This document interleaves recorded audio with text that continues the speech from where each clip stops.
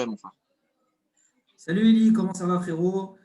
Alors Eli, ancien boguer de la Yeshiva, qui vient de Marseille, il va nous raconter un petit peu son parcours Bezrat Hachem. Eli, raconte-nous un petit peu ton alia, qu'est-ce que tu as fait, par où tu es passé et où tu en es aujourd'hui. Bonjour Abraham, comment ça va? Voilà, je viens de Marseille, comme tu as dit. Donc, depuis que j'ai fait 12, enfin, ouais, j'ai fait toute ma scolarité à l'école Yavneh à Marseille. Donc, à Marseille, à Yavneh, ils sont très sionistes à la base. Moi, j'étais pas, je savais pas, enfin, on a toujours vécu avec l'identité d'Israël, l'identité juive, vraiment très prononcée. Les Yom HaAtzmaout avec les drapeaux dans tous les cas, même s'il y avait des Arabes à côté, on était tous là avec les drapeaux d'Israël, vraiment. Donc, c'était vraiment incroyable. Donc, étant donné que le directeur aussi avait fait Saint-Tranim, il était rentré, il avait récupéré Yerushalayim à la guerre des 6 jours. Donc, vraiment, on était vraiment ancré dans ça. Donc depuis petit, je sais pas pourquoi j'ai toujours voulu venir en Israël. C'est dans moi, j'ai toujours voulu venir en Israël. J'ai toujours voulu venir en Israël et faire l'armée, donc c'était mon rêve. Donc ce qui s'est passé, c'est que j'ai fait un programme Massa. À mes 18 ans, j'ai eu mon bac. J'ai fait un bac ES, économie sociale, spécialité maths. Voilà, j'ai eu mon bac. Je voulais faire des études à la base en France. J'étais inscrit en prépa HEC à intégrale. Mon rêve, c'était de faire des grosses écoles de commerce, mais j'avais un deuxième rêve, c'était de faire l'armée en Israël. Donc, ce qui se passe, c'est que tout simplement, je me suis renseigné pour faire l'armée en Israël, pour comment faire ce rêve-là. Donc, on m'a dit de faire un programme Massa. Donc, j'ai atterri à Massa avec le programme Tikva du Rav Mamou. Dans ce programme Massa, donc, j'avais 18 ans. On arrive en Israël, on visite Israël, etc. Et ce qui se passe, c'est que dans ce Tornit Massa, ce programme Massa de 10 mois, il y a 2 mois où on est chez Rav Zini, tout simplement. Donc, c'est la première fois que j'ai rencontré Rav Zini. Moi, j'étais Khazarabi, tu vois, j'ai jamais étudié la Torah, j'ai fait quelques petits cours. Bon, à l'école, on avait des cours de Torah, voilà, Chumash, classique, quoi. On fait la paracha de la semaine, des trucs classiques, quoi. Et quand j'ai débarqué chez Ravzini, ben, j'ai adoré Ravzini. Voilà, moi, je suis très mitraber avec, enfin, voilà, je suis fan, quoi, de Ravzini. Voilà, simplement. Après, je parle comme un Marseillais, donc c'est pour ça, quand j'utilise ces mots, je suis fan, c'est à la façon marseillaise. Voilà, j'adore Ravzini. Et j'ai vraiment mis Traber, je me suis vraiment accroché à lui, quoi. J'ai vraiment beaucoup aimé la personne, ce que c'était, d'où son parcours, etc. Donc, ce qui s'est passé, c'est que j'ai fini le programme Massa.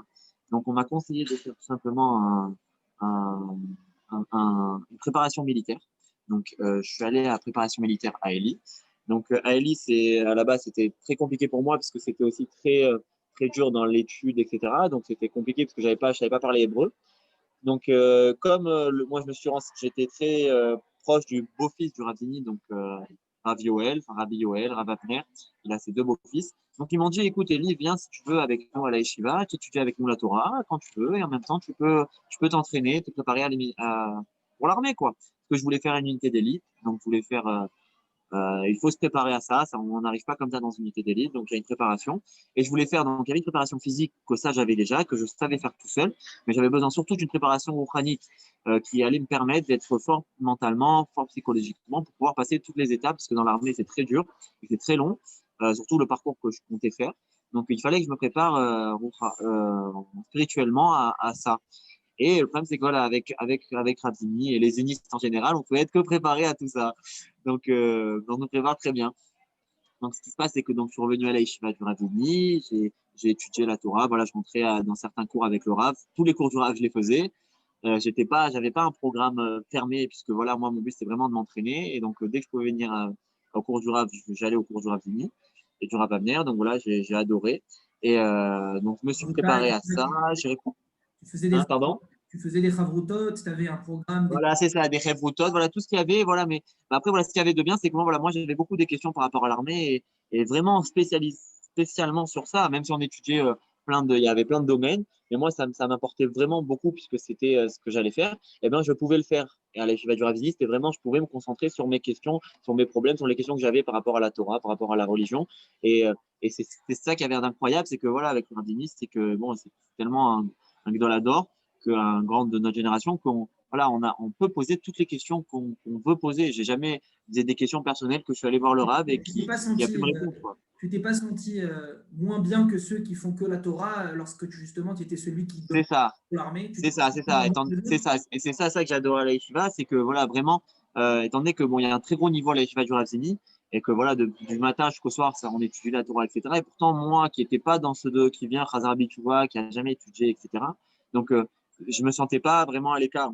Même si pourtant, voilà, c'est sûr qu'il y a des gens qui vont étudier plus que moi, qui vont faire tout plus que moi. Mais voilà, moi, à la base, c'était vraiment pour m'entraîner, pour me préparer à mon niveau. Et c'est ça que j'ai adoré avec Rabini, c'est que c'était possible. Et ça, c'était incroyablement, voilà, j'ai adoré, quoi. C'était super. Donc, je me suis entraîné, etc. J'ai étudié avec le Rabini, enfin, j'ai étudié avec toutes j'ai des Bachorim, comme Dan Bouzaglo, je sais pas si tu te rappelles, Abraham.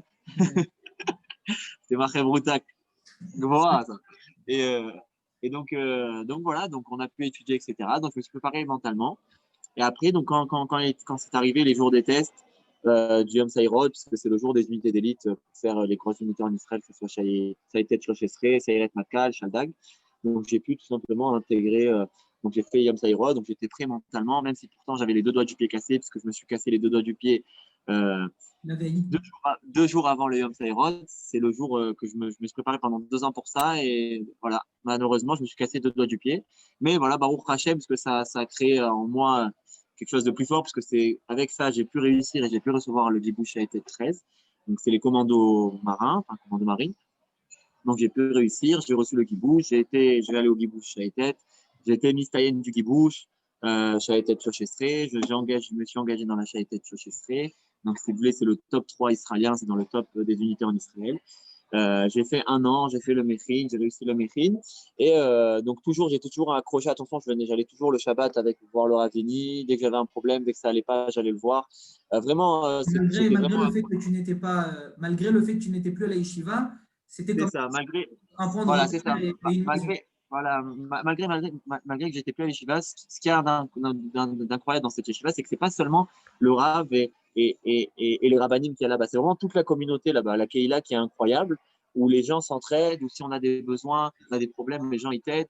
Moi, j'étais seul donc en Israël, donc à Haïfa, et vraiment, j'ai des familles comme voilà, la famille Doucan, la famille de Claude, la famille de Yoël, Ilouz, la famille de Lofer, David Lofer, ben voilà, qui m'ont reçu chez eux vraiment comme leur fils, quoi. J'étais comme leur fils, quoi. On me considérait comme leur fils, comme un enfant. Et on s'occupait énormément de moi. Et ça, voilà, je suis en sur redevable. Et c'est qu'à la Yeshiva du Ravini contre, enfin, peut-être dans d'autres pays, on trouve ça, mais vraiment, à la Yeshiva du Ravini, c'est ancré dans leur sang, quoi. C'est incroyable. Donc vraiment, on nous reçoit tout le temps, dès qu'on a besoin de quelque chose, ils sont là. Les gens, si on ne nous voit pas au Beth Midrash, ils vont se renseigner pourquoi je ne suis pas là, qu'est-ce qui se passe, pourquoi peut-être j'ai un problème, combien de fois c'est arrivé où vraiment, voilà, j'étais, même si à l'époque, ils étaient là pour moi et ils m'ont aidé, quoi. Donc, ce qui se passe, c'est que Et ensuite, j'ai pendant ton fini. service, tu as senti quand même, est-ce que tu as vu des soldats religieux ou non religieux? Est-ce que tu voyais la différence entre toi et eux face au bagage spirituel que tu as acquis à l'époque? Ah, et Tu peux nous ça, raconter c'est sûr quelques que niveau, exemples, quelques histoires où tu as pu voir cette différence entre toi, eh un ben, soldat qui est d'une unité ben, d'élite, et un autre soldat X qui était dans une unité d'élite, mais qui n'a pas forcément reçu le bagage eh ben, spirituel que tu as reçu? ce qui se passe, c'est que le bagage spirituel, il nous aide déjà pour savoir. Ce qu'il faut comprendre, c'est quand on fait l'armée, il y a beaucoup de gens qui font l'armée parce qu'ils sont obligés de faire l'armée. Mais il faut comprendre pourquoi on fait l'armée et pour qui on fait l'armée. Ça t'aide et tu comprends pourquoi, d'où tu viens et ce que tu fais là. Que cette Messirut Nefesh, cette soumission de ton âme que tu fais, elle est pour l'âme Israël. Et ça, tu l'apprends que si tu te prépares réellement et que tu le comprends. Parce que de parler comme ça, de faire des belles paroles, ah ouais, tu fais une soumission de ton âme, etc., pour l'âme Israël, c'est des belles paroles. Mais il faut le comprendre. Et à la c'est qu'on le comprend énormément. Et moi, à l'armée, je l'ai vu par rapport à mes amis, quoi, qui n'ont pas eu une préparation spirituelle pour ça. Et ben, c'est qu'on n'était pas, on n'avait pas les mêmes envies, on n'avait pas le même but. Et voilà, nous, on va dire que nous, on fonçait. Moi, je sais que, voilà, ils peuvent pleurer à côté et nous, on fonçait, on allait envoyer, enfin, on était là pour donner notre âme, quoi. Donc, Ça t'a donné et de la ça, force. Ça veut dire même quand tu souffrais, tu te rappelais de ce voilà, que je me rappelais d'où je venais et d'où tout ce que j'ai étudié et pourquoi je suis là, quoi. Et ça, c'est très important parce que beaucoup de gens font l'armée, ils font des gros trucs, mais ils savent même pas pourquoi ils sont là réellement. Il y en a, ils sont là pour prendre des photos, pour mettre sur Instagram, il y en a, ils sont là pour mettre des photos sur Facebook, mais ça change rien, ça va pas amener. Moi, j'ai aucune photo, il y a personne qui a une photo de moi à l'armée, et pourtant, voilà, pourtant, on a fait des choses que des gens pourront jamais imaginer. Et c'est ça, en fait. C'est la snoot de faire, et c'est ça qui a chez le Ravini, c'est que et dans la Keila en général, c'est que les gens, ils font énormément, ils aident énormément, et pourtant, voilà, ils sont snoots. C'est ça que j'ai adoré chez le Rav et en tout cas dans la Keila en général. Donc, Et ça te prépare à l'armée dans tout, quoi. À être limite à faire des choses pour le faire. Et quand il faut aider avec le cœur et tu le fais pas parce que tu attends quelque chose en retour. Tu le fais parce que tu fais partie de l'Israël Israël et que tu veux aider ton prochain. Et ça, c'est ce qui m'a vraiment marqué dans la. Qu'est-ce que tu répondrais aujourd'hui à ceux qui te disent oui, mais l'armée, la plupart des gens qui y vont, ils perdent leur kippa, ils descendent spirituellement. Est-ce que pour toi, ça a été une descente spirituelle ou ça a Eh été… ben, moi, ça a été surtout moi, je me suis renforcé spirituellement à l'armée dans cette préparation. Et après, voilà, ça dépend de où on va et ça dépend de ce qu'on veut faire. Mais ça veut dire que moi, je sais que voilà, quand tu viens du Ravini, quand tu es un zéniste, voilà, on nous appelle les zénistes, mais quand tu es un zéniste, tu peux monter, descendre, aller à droite, à gauche, tu sais d'où tu viens et tu n'oublies pas d'où tu viens. Voilà, par exemple, je te dis la vérité, Roland, Abraham, je te dis, voilà, on va parler personnel, je m'en fous, je vais parler avec toi. Voilà, j'ai perdu mon père et c'est très dur et tu remets en question plein de choses dans la vie et même avec c'est ce qui se passe quand tu perds quelqu'un de proche de toi. Comment pourtant on a prié des heures, il y avait des tonnes d'idées chivotes à Jérusalem, dans les colonies, même à la Yeshiva du Ravini qui ont prié pour mon père, pour son réfouach chez les mains. La prière n'a pas, on va dire qu'elle n'a pas été exaucée, elle a exaucé d'autres choses. Mais si j'avais pas une préparation spirituelle avec le Rav, et je sais d'où je viens et je sais ce que j'ai étudié, ben peut-être que je sais pas, j'aurais fait des actions très dures envers moi-même et je sais pas ce que j'aurais fait, quoi. Et ça m'aide parce que j'ai cette base, en fait, ça te donne une base dans ta vie que toute ta vie, ben, c'est avec moi, quoi. Ce que j'ai appris à l'écheva, et pourtant, j'étais pas dans les plus grands cours et j'étais pas le plus grand sérieux du monde dans l'étude. Mais ce que j'ai appris ou les cours que j'ai fait, c'est gravé avec moi dans mon cœur pour la vie et j'oublie pas d'où je viens et ce que je fais et pourquoi je suis là et pourquoi je continue à me battre dans la vie, quoi. Zach, ça donne envie tout ça. Et aujourd'hui, où tu en es, qu'est-ce que tu fais après toutes ces années? Alors voilà, ben aujourd'hui, faut comprendre, donc, quand j'ai fini mon armée, donc oui, j'étais dans des unités spéciales. Donc ce qui se passe, c'est que j'ai eu beaucoup de propositions pour le renseignement intérieur, extérieur, beaucoup on m'a proposé énormément de travail. Après voilà, moi j'ai décidé de faire des études, puisque en Israël, c'est très important de faire des études et de faire quelque chose. Peut-être après, je retourner dans la bitachon, dans la sécurité, mais Essaye pour de l'instant, poser la caméra juste parce qu'on ne te voit pas bien ouais, là. peut-être que je retournerai dans le bitachon dans le futur, mais le plus important, c'est important d'avoir des études. Donc aujourd'hui, je suis à Bar-Ilan en mathématiques et en économie à l'université de Bar-Ilan en deuxième année. Bon, c'est très dur. Je vous dis pas que la reprise a été facile. C'est très dur. Voilà, mais voilà, on se tape parce qu'on se bat et on sait pourquoi on se bat. Et ça, c'est le principal, c'est de savoir pourquoi on se bat et pourquoi on fait tout ça.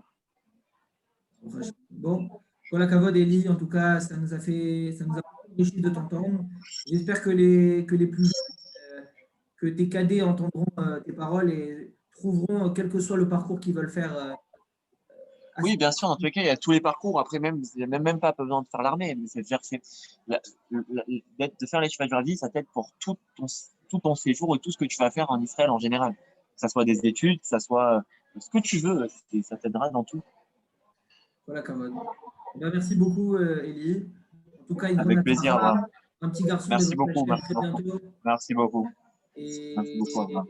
Et Bezrat Hashem, que tout ce que tu as fait te porte bracha et que tu puisses Amen, amen, amen. toi-même, à travers Merci le beaucoup. partage de ton expérience, convaincre d'autres personnes de venir en Israël et de suivre Amen, amen. aussi. Merci beaucoup, Abraham. Merci.